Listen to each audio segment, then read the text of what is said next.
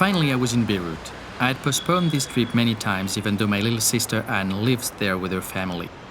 A family that is my family also. But that summer, the summer of 2006, I could push back the trip no longer. Anne was getting married, and she'd asked me to be in her wedding party. 15 years after the end of the last war, 6 years after the evacuation of most of the territory occupied by Israel, and 1 year after the Syrian pullout, Lebanon, partly rebuilt and finally back in the hands of the Lebanese people, began to blossom again. Everyone was saying that this would be the first successful tourist season in recent memory. It was going to put Lebanon back on the path of prosperity, back on the path to the future. A sun-filled future that would bleach away the bloodstains of the past. The past is everywhere in this little country, in the scars on Beirut's walls, in the hearts of the Lebanese people, in the deep wound of a nation mistreated by history. Catholic, Orthodox, Sunni, Shiite, Druze, the Lebanese know war much too well. The Lebanese people know that they live where the world's saga is played out, like a dress rehearsal for the future of us all. Or, as the writer Amin Maalouf said, Lebanon is a wild rose bush. I talk about the rose bush thinking about that practice of growing roses at the head of each vineyard row. More than any other plant, roses are vulnerable to disease, and therefore they can alert wine growers and give them time to react. But men don't always understand the message. When the first spots appear on the leaves, some say to themselves that the rose bush is a fragile plant and that their grapevines are safe. I am told that the rose is a delicate plant. Lebanon is a delicate mosaic of communities. Don't be mistaken, the whole world is a mosaic of communities. If today humanity is incapable of living together on the minuscule territory of Lebanon, where communities have been coexisting for centuries, how on earth will it be able to handle the staggering cultural diversity of the planet?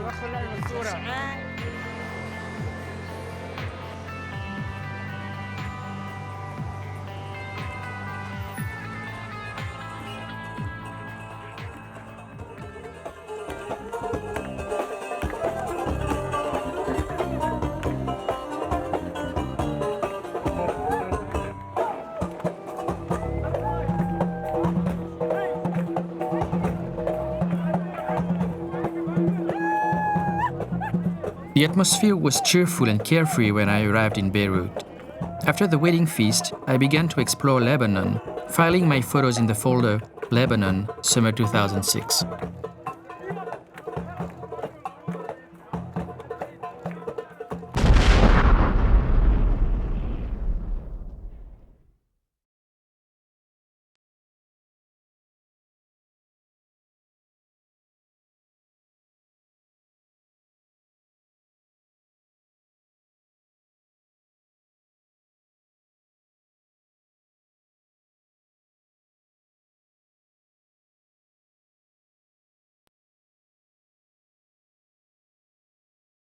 Some of the sounds that you used to hear were just terrifying. You can't stand up to something that sounds like that. No way.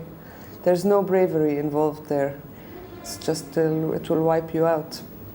It was loud. While I was in the hospital, about 3 bombs came just next to us, and the windows of the hospital just shook completely. The employees seemed to have gotten used to it, but it was a bit scary when that happened. It was quite scary, and we would see the lights outside. Je ne m'attendais pas à avoir une guerre de cette ampleur. Peut-être que j'étais conscient qu'elle aurait pu être de cette ampleur, mais que je ne voulais pas voir ça. Les gens qui se sont jetés sur les supermarchés pour s'approvisionner, les gens qui se sont jetés sur les stations-service, les ponts qu'on détruisait, les drones qu'on entendait avec leur bruit de tondeuse à gazon. C'est vraiment épouvantable, ce truc. Pendant la nuit, on est dans son lit, puis on entend ce truc qui fait buzz comme un moustique. On a envie de faire pour l'attraper, et puis on ne l'attrape pas. صار اللي صار وكان كان في قساوي على الشعب اللبناني بهيدي المعركة. يعني كانت معركة تدمير أكثر ما هي معركة عسكرية. كانت معركة تدمير لكل شيء، للبنايات، للصورة، لكل مقومات الحياة بلبنان. Pendant les 18 ans de guerre qui ont passé, celle-ci nous a fait le plus de mal. C'était très court peut-être, un mois et quelques, mais elle nous a fait le plus de mal. Par exemple, pour moi personnellement, c'était la première fois de ma vie où je voulais vraiment quitter le pays. Ou du moins, si ce n'était pas moi, c'était mes enfants. Je voulais que mes enfants puissent avoir un autre avenir ailleurs qu'au Liban. الحرب كانت كتير غريبة بس انه مش معقوش كانت غريبة انه بشعة انه ما إلها نفع ما كان في إلها لزوم ابدا بس. C'est un retour en arrière parce qu'une guerre, c'est forcément une récession. C'est une récession du pays, c'est une récession pour nous, c'est une récession pour l'économie, c'est une récession pour l'intelligence humaine. C'est la connerie magnifiée, la guerre. I was evacuated by ship to Cyprus several days after the war began. Back home in Los Angeles, still stupefied by the barbarism I had just lived through, I found the silence of the media about the fate of the Lebanese people as deafening as the bombs. Yet, from the 15th of July on, those who knew how to listen could hear a poetic voice whose barbed tongue stings our Western conscience. We are alive. We are working. We are profoundly peaceful and we are free. We are enjoying life without helmets or armor. We need no bulletproof vests to move around. We do not need the international media to think for us. Our dignity is not dictated by Damascus, Tehran, Tel Aviv, Washington, Paris, or the United Nations. It is rooted in our spurned humanity, quashed by the Wehrmachts of the civilized world, excluded from the human rights which are jealously reserved for those who make the laws. We are fine. And you? Over and over again, the voice of Roger Assaf, writer and man of the theater, would ask this disturbing question. We are fine. And you? Shortly after the end of the war, I went back to Beirut to make this movie. To give voice to those who couldn't speak and to those we refused to listen to. People so similar to us, but whom we dismiss as fanatics. To see with my own eyes what history makes normal people endure. C'est vraiment un truc ignoble qu'on a, qui est le fait d'être habitué. Et donc après, bon, la vie quotidienne change sûrement par dans mon cas en tout cas, par des petits trucs infimes du genre ne jamais quitter la maison sans un sac en bandoulière avec vraiment des trucs super nécessaires comme deux caleçons, deux t-shirts, une brosse à dents, des cahiers, des crayons pour dessiner, un enregistreur, la trompette est toujours avec moi. C'est un peu chaque fois que tu franchis le seuil, tu sais pas si tu vas redormir à la maison. Aujourd'hui, tu peux être bloqué chez un ami ou je sais pas moi. I don't know what normal is, because for 34 days during the war, life was normal, but it was a war. But we had to go on, we had to survive, we had to try to maintain a semblance of living day by day, not making plans or anything. But within the 34 days, what we were practicing was normal within these conditions. I think I can safely say that this was one of the first time I experienced real fear. You see, I have children now. What can you tell them? This is normal, this is part of life. This is like other people live with natural catastrophes. We live with wars every decade or something like that. So it's hard to explain. My water broke at 4 in the morning, and there was heavy shelling in Dahye. We knew that from the news, and we had expected it. So now seeing that the bombings were really targeted, we knew that going to Hamra wasn't that scary, but it was noisy. When we arrived, I was the first patient I was gonna have a C-section because my baby was in breech position. And the second day, there were 10 other deliveries. The doctor had told me that there was 10 scheduled cesareans for that day because all the women who were pregnant wanted just to deliver and get it over with, because no one knew how long the war was gonna last. And most moms wanted to deliver, hoping that they can do it now and maybe they won't be able to do it later. It was really an experience. تركت بنت It was جبيل very loud. طبعا مضطرا أنا وعيالي لأن لم يبقى أحد في الحي والمنطقة كانت مستهدفة بشكل أساسي بالقصف وفي أطفال وأولاد صغار. كنا مضطرين فعلا نترك لأنه مقومات البقاء في البلد لم تعد متوفرة بشكل أساسي. حسن التموين بدأ يخف والضغط العسكري طبعا بدأ يقوى. قصف عشوائي كان لا يميز بين المدنيين وبين العسكريين. لو كنا نعلم أن هذه الحرب هي حرب عسكرية بكل معنى الكلمة، أن حرب جيش مقابل جيش، يعني جيش إسرائيل مقابل مقاومة، يعني كنت أؤكد لك أنه لا أحد من المواطنين يترك هذه الأرض ويذهب إلى أماكن أخرى. لكن كون هذه الحرب كانت تدميرية لا تفرق بين المدنيين وبين العسكر، كنا مضطرين فعلا أن نترك بنت جبيل إلى الداخل اللبناني. C'est que nous sommes habitués à des petites bombes. Moi, en 75, on recevait ça, tu vois. La grosse bombe, c'était la 250 mm. Et là, les bombes qui sont tombées sont d'une puissance telle que c'est des tonnes et des tonnes et des tonnes et des tonnes qu'elles aplatissent plusieurs immeubles en même temps. J'ai vu la bombe qu'ils ont lancée aux airs et on devait passer par là-bas. Donc ce qui nous a retardé encore plus, on est passé par par Jabal Lebnen et tout, et pour aller, en fait, on a fait tout un détour pour rien, en fait, juste pour rester en vie. C'est parce que le 14 juillet, c'était mon anniversaire. Personne ne m'a appelé pour me dire bon anniversaire ce jour-là, ce qui était extrêmement déprimant. Donc déjà que j'étais déprimé parce que c'était la guerre et qu'on avait prévu ce jour-là d'aller au music hall faire la fête, donc personne ne m'appelle, pas une seule personne m'a appelé pour me dire bon anniversaire, personne ne m'a envoyé un SMS. Donc j'ai été chez Armani m'acheter des fringues. Je crois que j'ai été leur seul client ce jour-là. Et j'ai été à la librairie Antoine acheter des bouquins. Et c'était un réflexe d'acheter des bouquins, un réflexe d'urgence, parce que je me suis dit, s'il y a la guerre, je ne sais pas si je pourrai sortir de chez moi. Je ne sais pas s'il y aura encore des téléphones, s'il y aura Internet, mais je sais qu'au pire des cas, même s'il n'y a plus d'électricité, même s'il n'y a plus d'essence, même s'il n'y a plus rien, ben j'ai toujours la lumière du soleil pour lire des bouquins. Et donc j'ai acheté des bouquins. Et je me suis mis à lire des bouquins. Puis il y a beaucoup de gens qui ont commencé à ouvrir des blogs. Par exemple, Mazen Kerbej a ouvert son blog 48 heures après le déclenchement de la guerre. Rita Badoura aussi. Donc, et puis ça a suivi. Et les Libanais sont tous devenus écrivains. Enfin, c'est très bien. On a eu une production littéraire considérable. Moi, au bout de 2 jours, j'avais déjà créé le synopsis d'un film que je voulais filmer avec des vrais acteurs pendant la guerre. Et donc j'étais moi-même fasciné de voir à quelle vitesse j'ai écrit un synopsis pour un film.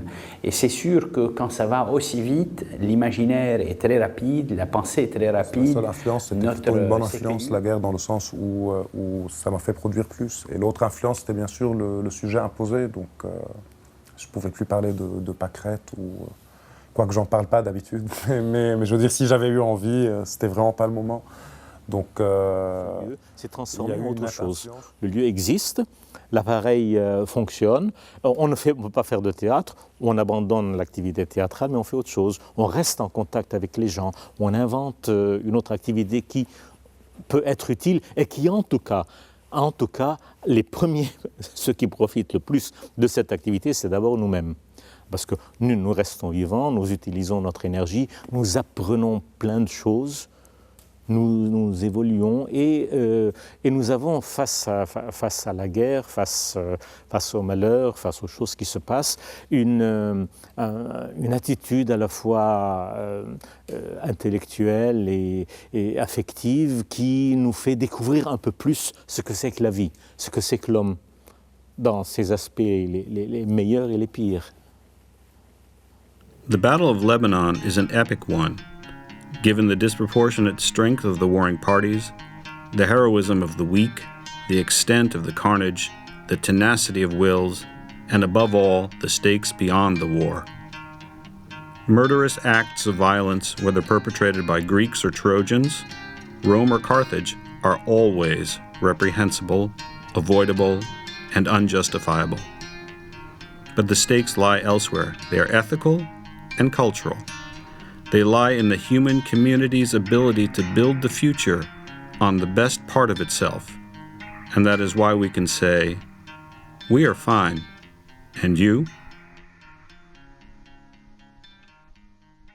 Je pense que c'était une guerre que tous les Libanais ont vécue comme une guerre contre eux, une guerre où on était totalement à la merci donc, de bombardements aériens, totalement sans défense, malgré les... et ça me coûte de le dire, mais il faut dire que j'étais assez content de savoir que des attaques sur le sol étaient repoussées par le Hezbollah. Je ne suis pas un militant du parti de Dieu, donc, mais on était content, je pense que beaucoup de Libanais, et ça c'était une surprise quand même, des chrétiens du Nord ont dû être contents de savoir qu'il y avait des gars, la mitraillette à la main, qui rejetaient la plus forte armée de la région. Et en 82, les Israéliens, au bout de quelques semaines, ils étaient à Beyrouth. En 67, ils étaient contre 4 pays, en 5-6 jours, ils avaient terminé le boulot. Là, au bout d'un mois, qu'est-ce qu'ils avaient pris? Pas grand-chose. On sait très bien qu'il y avait une revanche à prendre depuis le retrait de 2000 de la part des Israéliens qui n'ont pas pu prendre cette revanche. Et je pense que dans l'opinion publique arabe, ce qui compte, c'est de ne pas avoir essuyé une défaite comme il y a eu auparavant. So I think they lost. We didn't necessarily win, but it was one hell of an experience. Ordinary people who lived through the war had a vision, a clarity, and an honesty cruelly absent in the media. I present their testimony to confront the criminally negligent war coverage in the French and American press. Nous sommes vraiment expérimentés de la guerre. Moi, la première guerre que j'ai vécue en 75, j'avais 10 ans. Ensuite, il y a eu 78, 82, 84, 89, 96. Toutes celles-là, je les ai vécues, et maintenant 2006.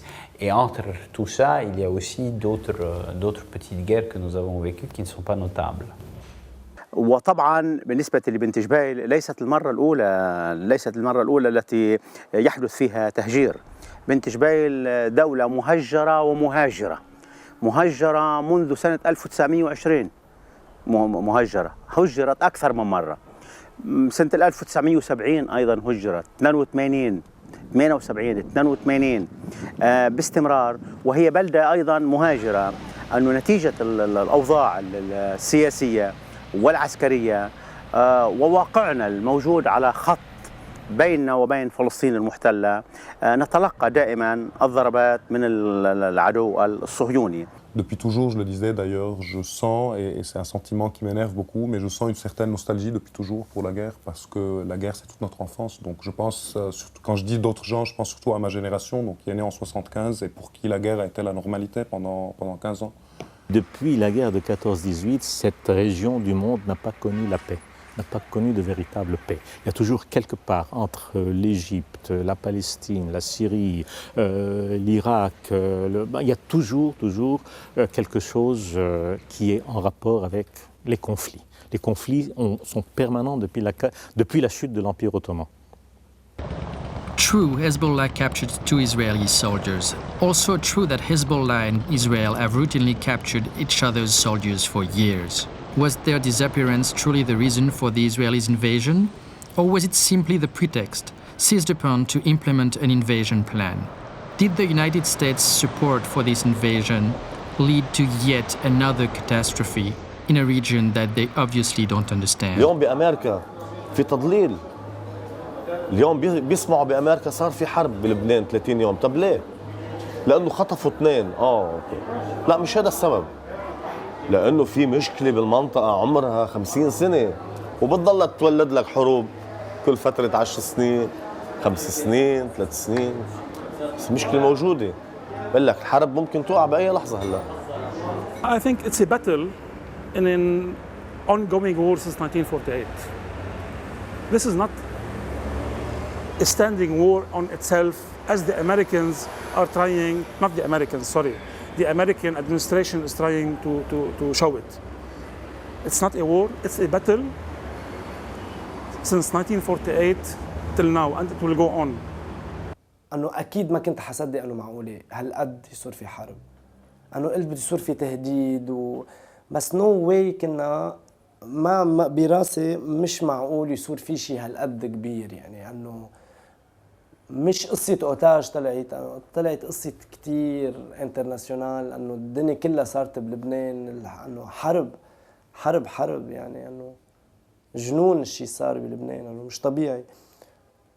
ما كنت متوقع للصراحة، حتى لو قالوا اوتاج انه ووقتها قالوا انه اذا ما بتردوهم بظرف جمعة بنرجع لبنان 20 سنة لورا، انه كله سيفري انه بتسمعوا، بس ما توقعنا انه عن جد بجمعة ترجع 20 سنة لورا، وصارت 20 سنة لورا. ردة الفعل اللي صارت مش ردة فعل أسر جنديين، يعني ولا مرة بتاريخ البشرية من أسر جنديين قاموا دمروا بلد. يعني مش يعني اغتالوا كندي ضبضبت من أسر جنديين، ونحن قلنا أسرى عند إسرائيل. يعني كنا متوقعين ردة فعل عملية على أحد قياديين المقاومة، ضربة كذا، بس اكتشفنا انه الشغله يعني مبيته، يعني القصه مخطط لها، اصلا الناس صارت كلها تعرف هذا الشيء. يعني اي واحد يعني عاقل بفكر بشكل منطقي بيعرف انه الموضوع مش موضوع جنديين، يعني جماعه ما بدهم لبنان انه يكون بلد عايش مرتاح. C'est une guerre beaucoup plus grande qui touche tous les Libanais et qui a anéanti tout le Liban, quoi. En ce qui nous concerne, qui a aussi fragilisé énormément le moral des Israéliens, qui a aussi énormément fragilisé la notion de sécurité qu'il y a en Israël.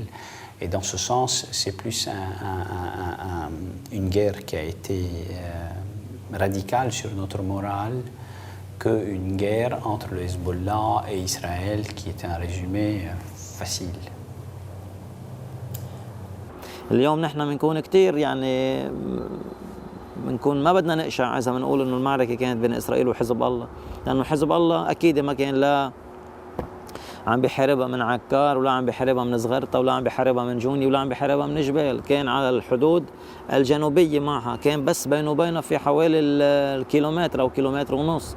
لو بدها بس تكون المعركة هي حاصرتها بينها وبين حزب الله، كان فيها أنه ما تتعدى المعركة مساحة الكيلومتر ونص على الحدود اللبنانية الإسرائيلية.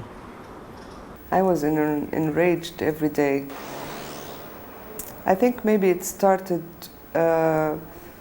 when it was obvious that there were no military gains being achieved, when the Israelis were constantly claiming that they were looking out for civilian casualties, that they were just attacking Hezbollah positions.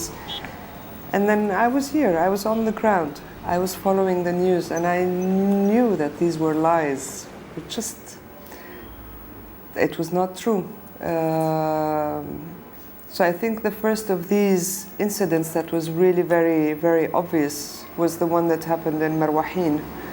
I think it was on July 19th, in which I think there were like 27 people fleeing from Marwahin in a pickup truck after the Israelis had told them to leave. And then a warplane came and they just bombed the pickup, and there were like, I think 23 or 24 dead. Among them a lot of children, babies. So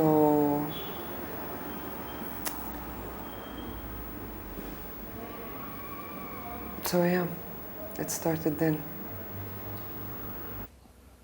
Il y a eu plein de carnages de populations civiles qui ont été faits de la façon suivante. Je ne vais pas vous les citer tous, que ce soit à Marwahin, à Srifa, à Kana. Il y a plein de cas de personnes qui sont mortes parce qu'elles fuyaient leur village.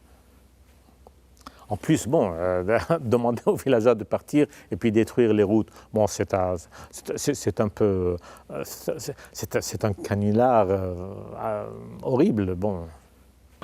وانه بيعملوا تقرير اخباري طويل عريض انه بمدينة بأمريكا كلب قطشت إجره بيصيروا يبكوا عليه وإنه حرام عم يوجع الكلب كذا. اليوم سمعت أخبار اليوم مزرعة 27 طفل ما فرق معه، هودي يمكن مش أهم من الكلب. المشكلة إنه هاي قدرنا نحن إنه هودي البشر وهودي الناس وهيدي الدولة تكون جارتنا. اليوم إذا بنيجي بنراجع الناس يلي هربوا من منطقة مرجعيون أو يلي سمحوا لهم إنه يتركوا، وكان الصليب الأحمر معهم، وكانت قافلة ماشية على خط تودروات مثل ما بيقولوا. منشوف إنه إجوا الإسرائيلية قصفوا أول القافلة وقصفوا آخر القافلة وبلشوا يرموا عليهم، وراح فيها قتلى وراح فيها جرحى. طيب كيف يعني وين هون شرعة حقوق الإنسان؟ وين منظمات حقوق الإنسان؟ وين الدول يلي هي بتدعي إنه عم بتحافظ على حقوق الإنسان؟ هل الإنسان بلبنان وبمرجعيون وبجنوب لبنان هو غير الإنسان اللي موجود بأمريكا وبفرنسا وببريطانيا وبألمانيا؟ هذا السؤال يوجه إلى الشعوب مش إلى الحكومات وإلى الدول. أنا اليوم بتساءل وبسأل إنه هل الإنسان بأمريكا هو غير الإنسان بلبنان؟ At the end of a shoot day, we arrived in Cana. Somebody pointed out the place where the mass murder happened. When we arrived, children were playing. As we were getting closer, we saw graves and we noticed the mothers of the children gathered around the graves. They weren't crying anymore. We stopped filming.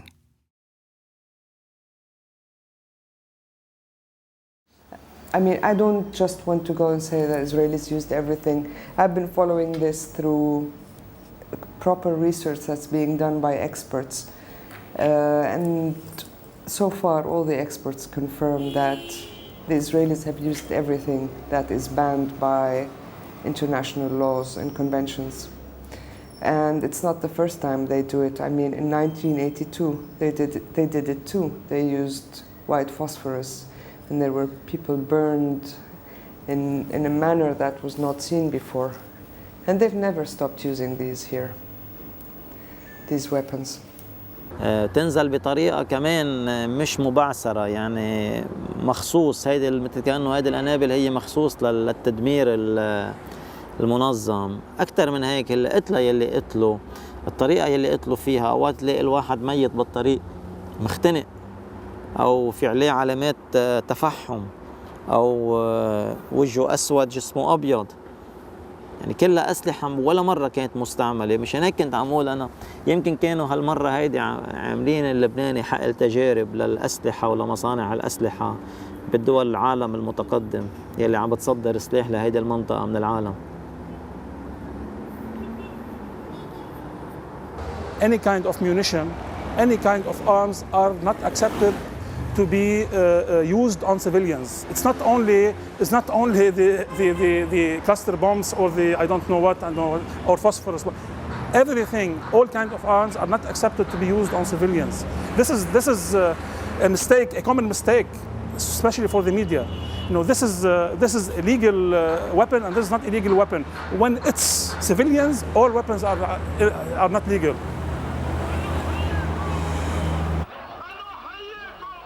Peace is a space without walls. Not the peace of the brave, no, much less the peace of nations, peace of man, peace within man. Peace as a prayer, as a path that goes beyond walls. A path any human being can follow in order to be, to know, and to recognize. There is no need to be an anti-Zionist Jew, anti-fundamentalist Muslim, moderate Arab, understanding European, but rather free souls without labels, without artifice or disguise, without superfluous walls, who love freedom so to the point of sharing it with all, who really mean it and say it loud without fear, shame, or pride, and who have freed themselves of the obligation of tolerance. What is tolerance? Does it mean accepting the other's difference? Allowing him to be different? But I do want him to be different. I profoundly wish for him to be different so I can enjoy his being different, to benefit from it and to be enriched by it. Do you begin to realize how lucky we are? Men and women, all different, peoples of all colors, a multitude of beliefs, memories, and cultures. What a fantastic gift, and what a fantastic waste.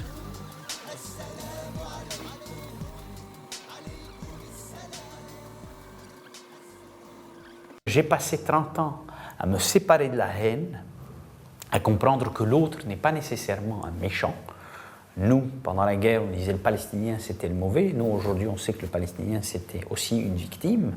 On pensait que les musulmans étaient les mauvais, parce que moi je viens d'une culture chrétienne, et les musulmans pensaient que c'était les chrétiens qui étaient les mauvais. On sait aujourd'hui que ça n'a rien à voir.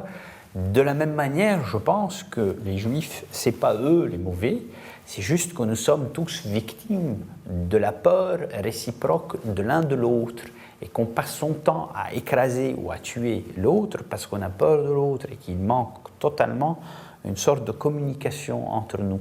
Il suffit juste de voir le regard qu'on vous lance à l'aéroport quand vous arrivez avec un passeport d'un pays arabe pour comprendre. Et à ce sujet, dans le blog, c'était aussi très révélateur. L'idée que les gens se font des pays arabes, l'idée que les gens se font de Beyrouth, c'est partiellement un désert avec des tentes, avec des chameaux, puis toute notre journée occupée à aller trouver de l'eau et quelque chose à manger ou des trucs pareils. Et c'est vraiment, enfin, pour qui connaît Beyrouth, c'est vraiment aux antipodes de ce que c'est.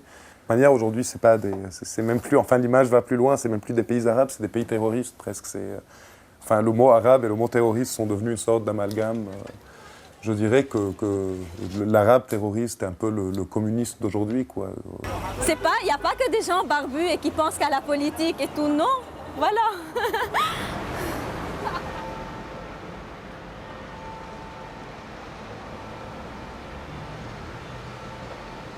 The fulminating rage, the murderous technology, the war's grotesque asymmetry made this the most destructive war in Lebanon's history. 15 years of reconstruction, annihilated in 1 month. Le pays concurrentiel par rapport à Israël, qui est l'autre pays cultivé de la région, c'est le Liban. S'il y avait la paix, les gens circuleraient dans les deux, iraient dans les universités des deux pays, iraient dans les hôpitaux des deux pays. Et je pense qu'Israël a intérêt à ce que notre pays reste moins intéressant au niveau infrastructure, au niveau des universités, au niveau de la culture elle-même, de l'intérêt de ce pays. Donc elle le garde toujours à niveau bas. Donc tous les 10 ans, il y a un prétexte pour démolir à nouveau l'électricité et toutes les infrastructures libanaises. Je sens que la réaction aussi exagérée de la part d'Israël vient presque d'un côté très viscéral chez le peuple d'Israël, qui lui a dans ses racines les plus profondes une véritable peur d'être anéanti, et donc réagit de par cette peur par une réaction similaire et fait exactement la même chose, anéantit l'autre, ne le laisse pas respirer, sortir, quoi. Il y a toujours ce côté écrasant, quoi. Look, I had been to this country from last 34 years, and I have seen wars and wars and wars.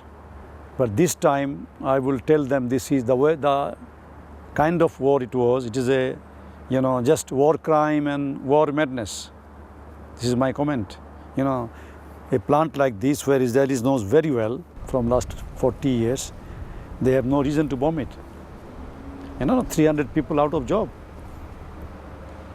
300 people means 300 families. It was on 19th of July, about midday. There was no warning, no. It suddenly came, there were missiles after missiles.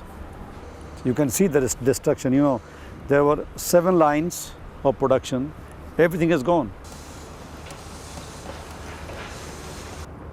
There were 2 furnaces, both the furnace has been completely destroyed.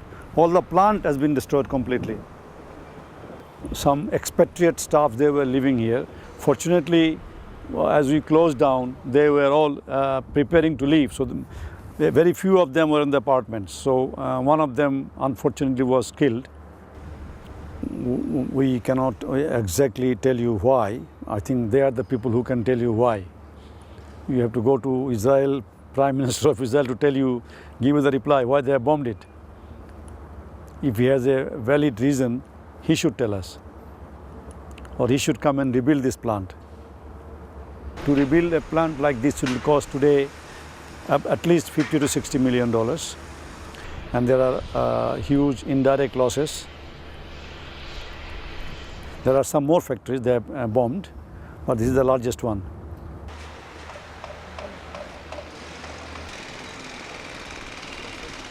Ils ont déclaré la guerre et puis après ils ont bombardé tout, quoi.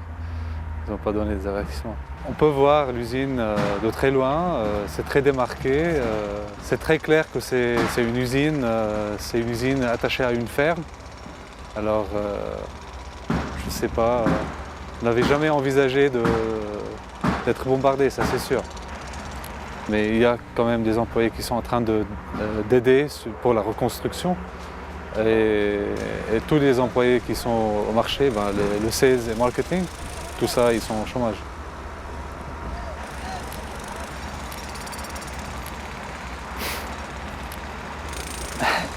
C'est difficile de vous dire. En fait, le premier jour qu'on est arrivé ici, ça a été difficile.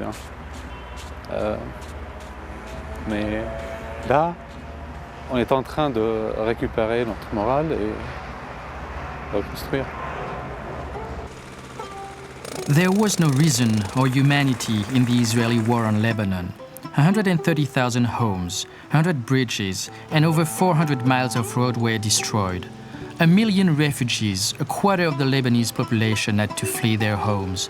Time and again, the Israeli military dropped notices on Lebanese villages, instructing civilians to escape, and then the escape routes were bombed. There was an urge to destroy even nature, causing the biggest black ocean tide in the history of the Mediterranean, corrupting the whole Lebanese coast, including here, in Byblos, the oldest city in the world.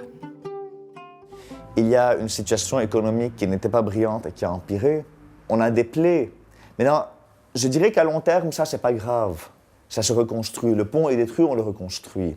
L'immeuble et l'usine sont détruits, on les reconstruit. Il n'y a pas eu une bonne saison touristique, il y aura après des bonnes saisons touristiques. Je dirais que ça, c'est pas le plus grave. Le plus grave est la situation politique liée à des ingérences étrangères.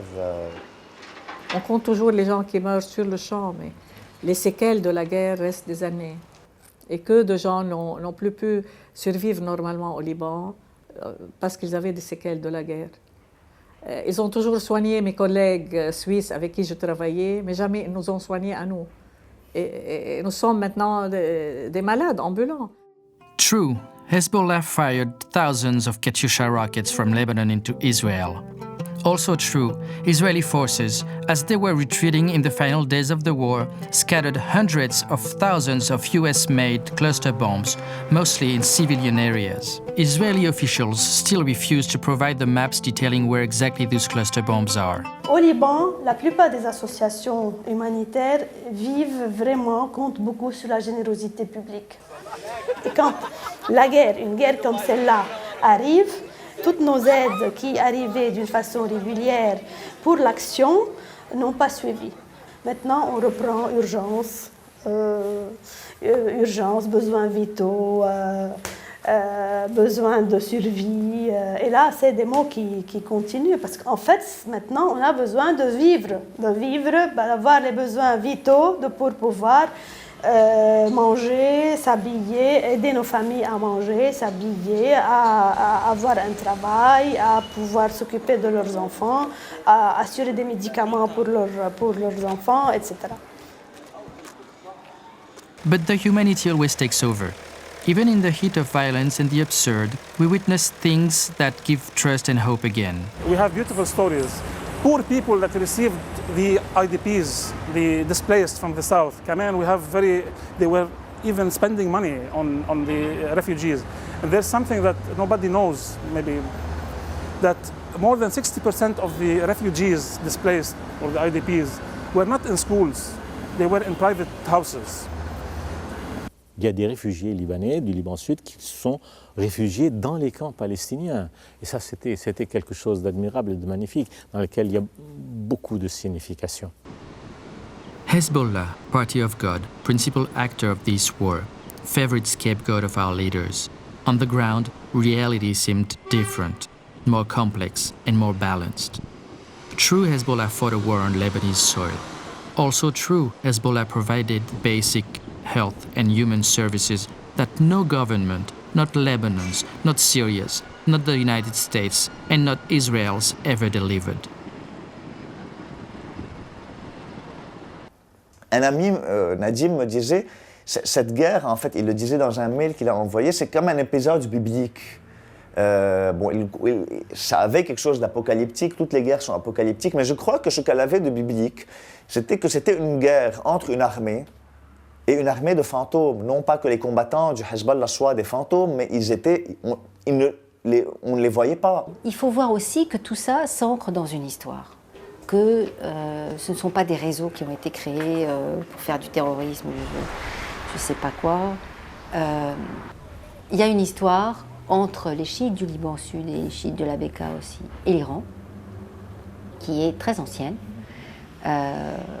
qui tout simplement vient du fait que des chiites du Liban Sud, notamment des savants, sont allés en Iran il y a longtemps, à savoir au début de la dynastie safavide, pour aider à la construction d'un État chiite en Iran.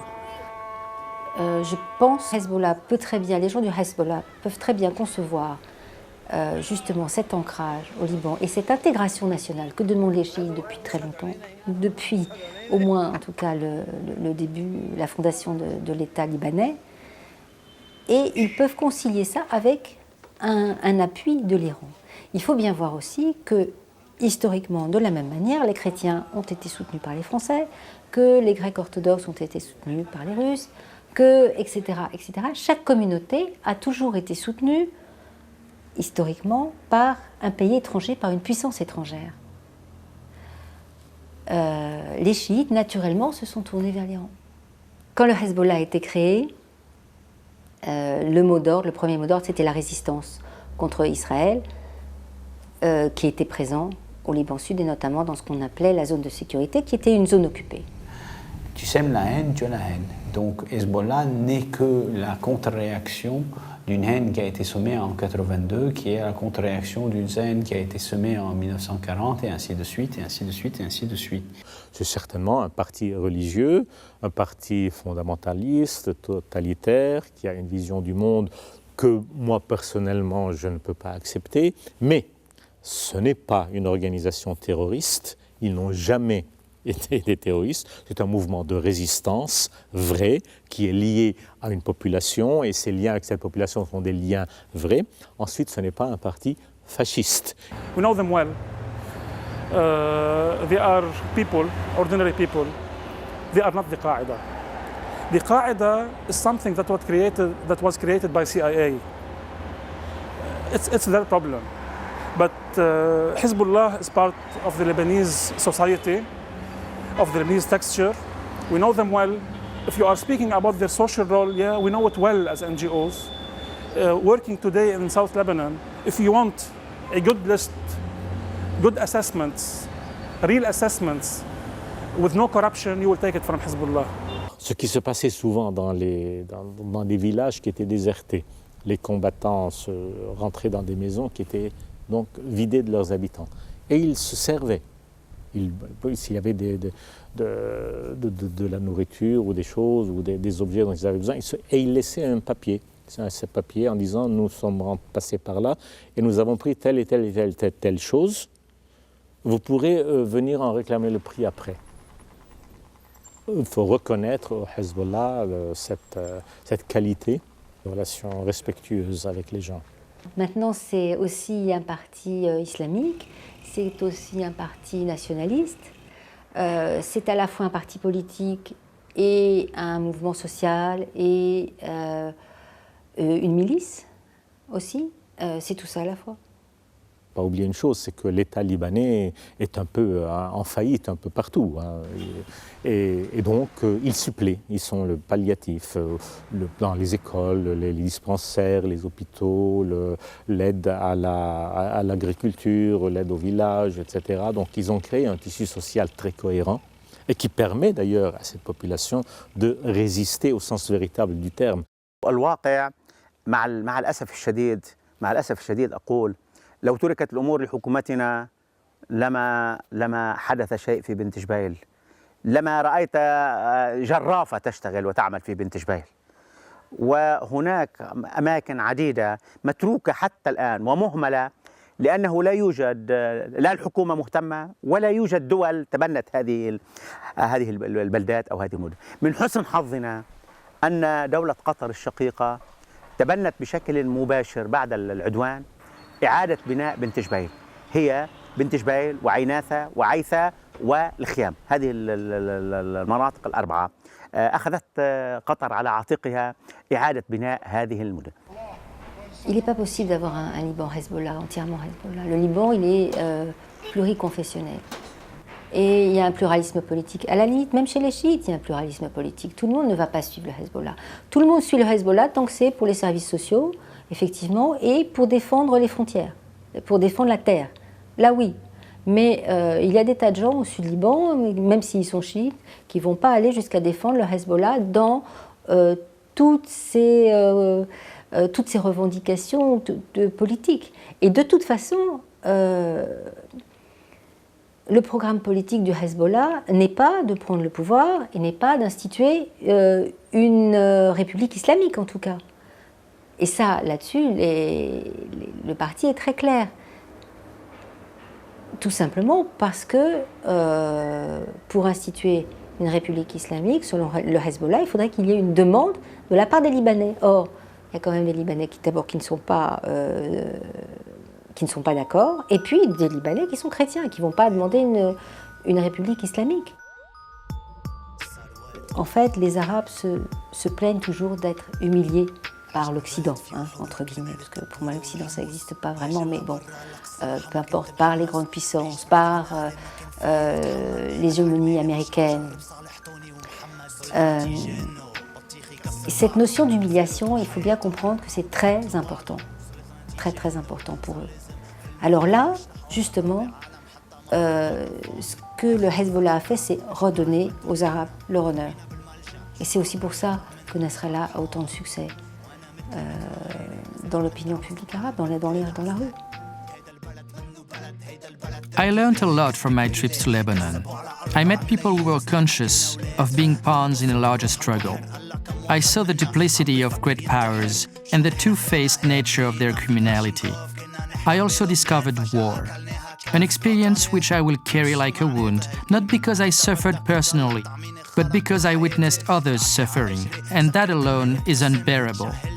This film has no other goal than to rebut cynics and to tell those who think that war is the only way to enforce their security that such a solution is absurd. War is always the worst solution. Instead of sowing the seeds of destruction, they should plant a Lebanese rose bush in their gardens, their parks, and their white houses.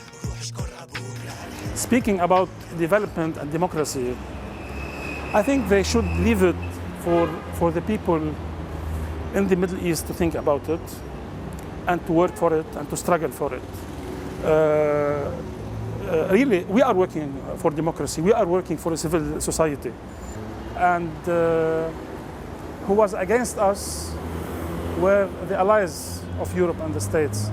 And now, again, with this conflict that they are creating, they are making all these religious movements stronger and stronger and stronger. But these will explode in our face and in their faces also. I think they should understand better the area. والمشكلة إنه الأمريكان بيعترفوا إنه كانوا مجرمين بكل حرب بيخوضوها بعد ما تخلص هاي الحرب ب 30 سنة.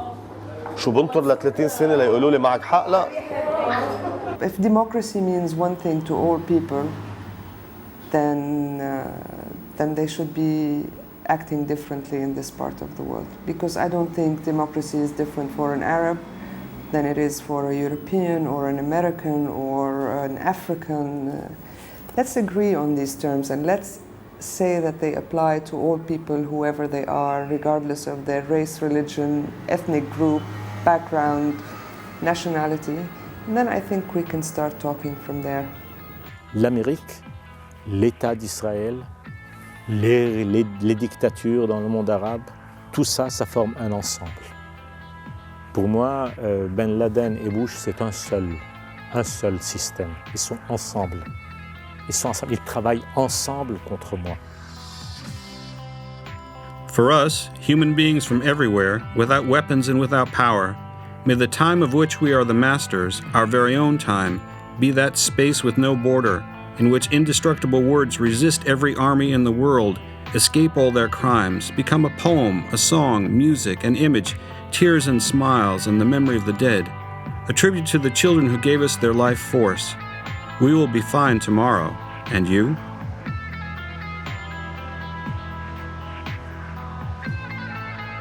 I met people who, amid the rubble of their existence, talked to me about reconstruction, hope, and forgiveness, and who shared with me their fears, their sorrow, and their anger by doggedly refusing to hate. That will forever remain a shining lesson of life.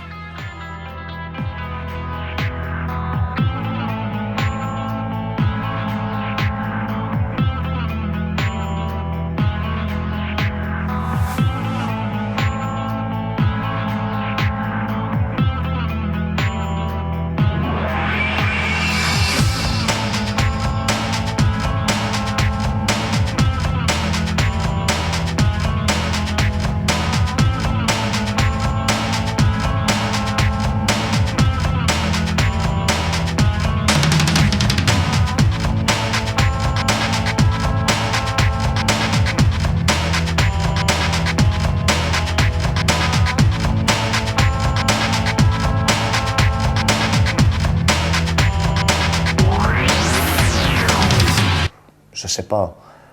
Peut-être que j'aurais oublié les drones dans 10 ans.